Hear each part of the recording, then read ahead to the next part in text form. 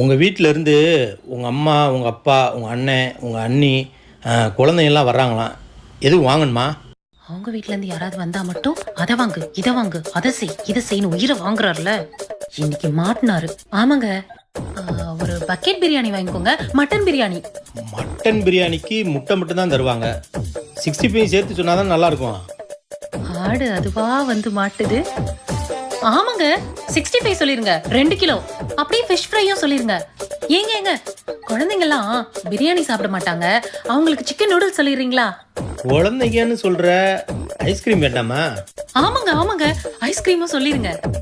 சரி மச்சான், கேட்டுச்சா? வரும்போது இதெல்லாம் வாங்கிட்டு வந்துருங்க. எந்த மச்சான்?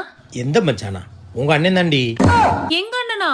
அவன் தாண்டி வரும்போது ஏதாவது வேணுமா சொல்லுங்க, வாங்கிட்டு வர்றேன். நீங்க ஏன் மாப்பிள்ள அலையிறீங்க அப்படின்னு சொன்னான். வேற எதுவும் வாங்கணுமா சொல்லு. மச்சான் பேரு மதுரை.